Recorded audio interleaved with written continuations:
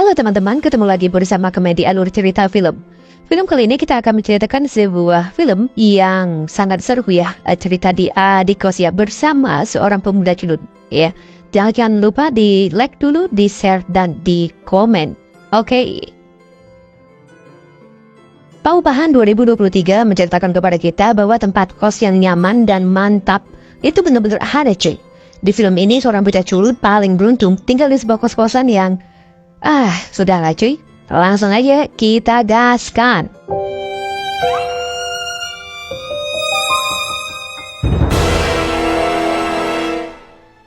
Nico adalah remaja tangguh yang sedang mengejar mimpi di ibu kota. Memiliki wajah tampan, badan tegap, Nico tahu bagaimana memanfaatkan kelebihannya ini. Nico pun jadi model yang selalu ikut casting demi casting cuy. Sekali dayung, kalau bisa mah 20 terlewati cuy. Agak dapat peran, ya seenggaknya Nico dapat cewek sehat yang berbaju merah ini. Masih awal film tapi kita sudah disuguhkan olahraga malam cuy.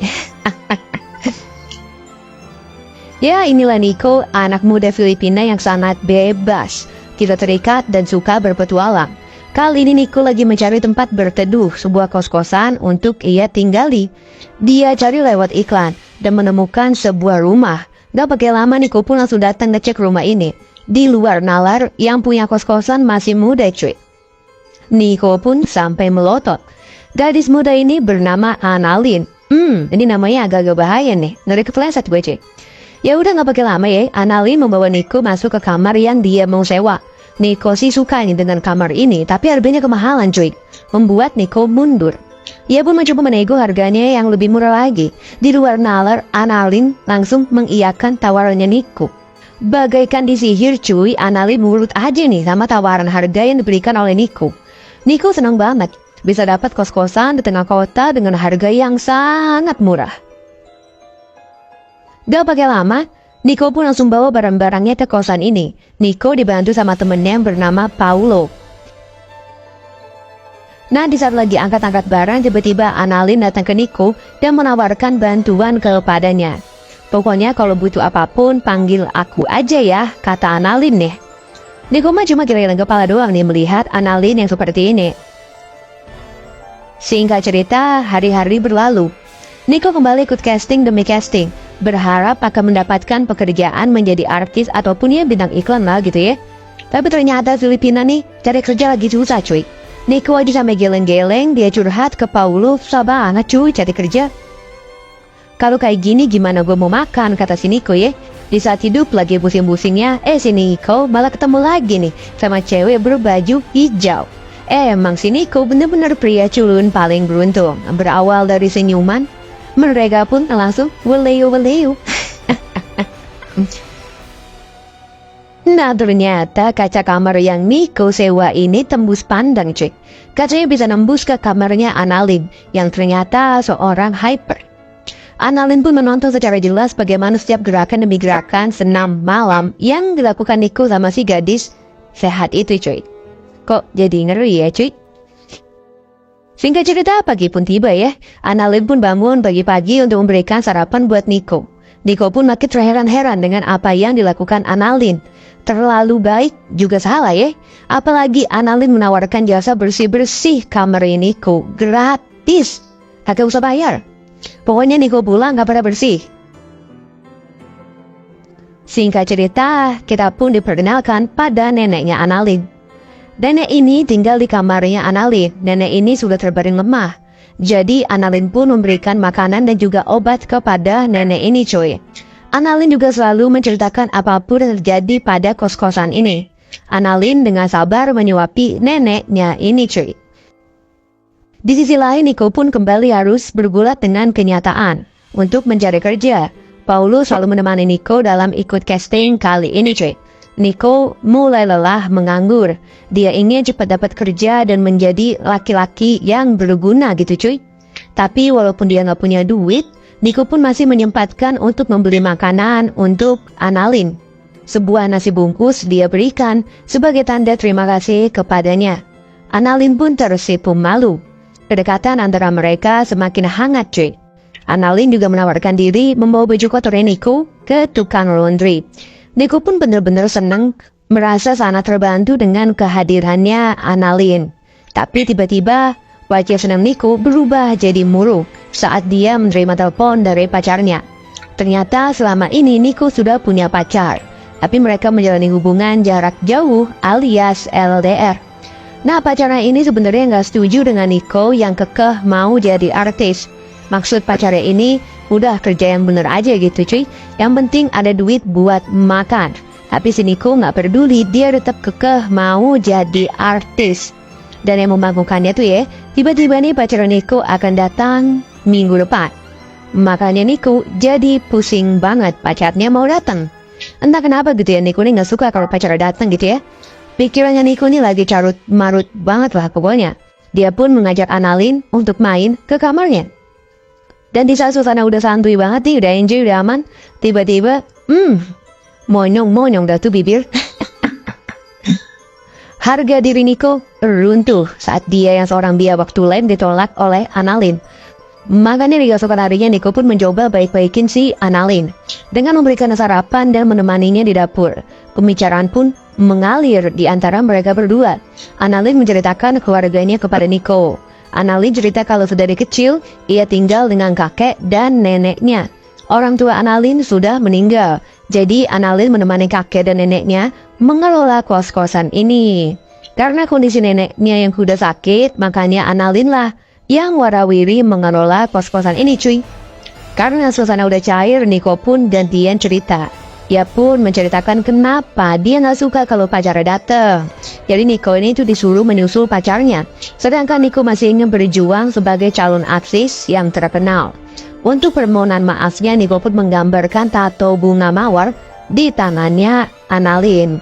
Dan tiba-tiba kali ini Annalyn yang gantian gerak cepat. Tapi di luar nalar, si Nico malah menolak ajakannya Annalyn. Annalyn pun kesel. Dari sinilah aura-aura psikopatnya Annalyn ini mulai kelihatan cuy. Jadi ternyata Annalyn ini suka menonton gerak-gerik orang yang ngekos di sini. Banyak kaca tembus pandang yang orang tidak tahu. Hal ini ia lakukan demi kepuasannya Annalyn cuy. Idi ngeri banget. Seperti biasa ya, Annalyn menceritakan apapun terjadi di kosan ini pada neneknya. Tapi ya gitu ya, si nenek cuma bisa diem doang, kagak bisa ngomong apa-apa cuy. Nah, si Annalyn ini mengira kalau Nico bener-bener cinta dengannya. Pas di malam harinya si Nico malah olahraga malam dengan wanita lain. Ya si Annalyn sakit hati banget. Gak pakai lama di keesokan paginya Annalyn melabrak Nico. Gua kira aku satu-satunya, tapi ternyata tidak, kata Annalyn. Nico pun jadi serba salah. Dia juga gak mengira kalau Annalyn ngiranya dia serius. Padahal Nico mah cuma lagi galau doang. Yang kasihan mah si neneknya Annalyn cuy. Malah si neneknya yang jadi pelampiasan kekesalannya Annalyn. Air yang masih panas tuh langsung dibalurin ke neneknya Annalyn cuy. Kagak pakai ampun, langsung digosok-gosok cuy. Ya si nenek mah gak bisa melawan, ya mau gimana lagi. Annalyn dia bener-bener udah jadi psikopat ultimate cuy. Dia udah bukan Annalyn yang kita kenal. Nico udah membutakan akal pikirannya Annalyn. Kagak malam, kagak pagi, pokoknya Annalyn ngintip terus. Bener-bener cuma Nico doang deh cuy yang ada di kepalanya Annalyn sekarang nih ya. Kan dia juga udah beres-beres kamarnya Nico nih ya. Bukannya beres-beres, Annalyn malah guling-guling cuy. Membayangkan, menghayal, Nico, kapan lagi lu Nico disegana masih kopet? Annalyn udah merasa memiliki Nico, dia malah merasa cemburu saat melihat Nico membawa gadis lain. Makanya cuy, Annalyn sampai nekat melakukan hal yang di luar nalar. Dia nunggu si gadis ini tuh kelar mandi. Dan dia geprak tuh si gadis. Kagak ada sedih, kagak bersalah. Malah tersenyum cuy. Singkat cerita di pagi ini, artis idola kita semua akhirnya muncul juga cuy. Artis ini kali ini memerankan Catherine, pacarnya Nico. Bener-bener si Nico. Pacar resminya dia dah pokoknya ya. Cantik bener cuy, iyalah kagak ada obat ini mah. Nah si Catherine ini ternyata juga mempunyai tato bunga yang sama persis di tangannya Annalyn. Nah loh, Nico pun datang langsung mengajak Catherine masuk. Sedangkan Annalyn sakit cuy. Annalyn langsung memperhatikan semua gerak-gerik Nico dan Catherine di kamar. Makin cemburu dah si Annalyn. Dia nggak percaya kalau si Nico ini ternyata cuma main-main doang sama dirinya. Di saat Annalyn sakit hati, si Catherine dengan santainya masak-masak cuy di dapurnya Annalyn. Kata si Catherine, ini sebagai tanda terima kasih karena telah merawat Nico. Catherine memasak makanan yang enak banget. Tapi makanan enak ini malah jadi kagak ada rasanya cuy. Saat Catherine menceritakan yang sebenarnya. Jadi Catherine ini tuh kerja di Kanada, kerja sebagai perawat. Catherine hidup sebatang kara. Catherine percaya banget sama si Nico. Tapi ternyata Nico memang biawak tulen, tukang bohong, tukang ngibul. Selama ini Nico hidup dari duitnya Catherine cuy. Bener-bener cuy. Catherine juga nggak tahu kelakuan biawaknya Nico yang suka olahraga di gastro tiap malam. Asli ini sebenarnya Annalyn udah agak deketan banget. Annalyn tuh pengen jujur sama Catherine ya. Karena bagaimanapun sama cewek kalau digituin pasti sakit cuy. Tapi Annalyn masih bisa nahan, masih bisa sabar. Ambiar, di air mata Annalyn udah nggak tertahan lagi. Dia sakit hati karena selalu disakiti oleh pria. Dari sinilah akhirnya terungkap masa lalunya Annalyn. Saat dia masih kecil, Annalyn sering diweleo sama kakeknya cuy. Bukannya membela Annalyn, neneknya malah memarahinya. Gokil. Nah, karena kejadian itulah Annalyn jadi mempunyai obsesi dengan pria. Makanya ia pun mengintip dan memantau. Neneknya Annalyn pun makin marah kepadanya. Akhirnya Annalyn yang udah gak tahan lagi menggeprak si nenek hingga seperti sekarang cuy. Itulah terjadi pada Annalyn yang sebenarnya. Sungguh tragis dan sangat keji apa yang terjadi pada hidupnya Annalyn. Di saat Annalyn lagi sedih, Nico sama Catherine malah asik olahraga malam. Lah ini mah makin bikin Annalyn sedih dong. Basah-basah deh tuh mata. Singkat cerita bagi pun tiba, Catherine yang lagi nganggur udah mintain tolong nih sama Annalyn untuk mengecek kondisi neneknya. Karena Catherine adalah perawat di Kanada, siapa tahu Catherine bisa membantu mengurus neneknya Annalyn. Ya udah, Catherine emang orangnya baik hati dan suka menolong, ditolong lah cuy. Tapi pas sampai sana, neneknya udah modar. Si Catherine pun ikutan digeprak sama Annalyn. Lagi dan lagi gak ada muka nyesel, gak ada muka sedih. Yang ada hanya muka senang dan bahagia. Catherine pun dibawa ke ruang bawah tanah. Di sore harinya Nico pun pulang. Suasana kos-kosan sepi banget cuy. Karena sama Annalyn semua orang nih udah pada diusir-usirin.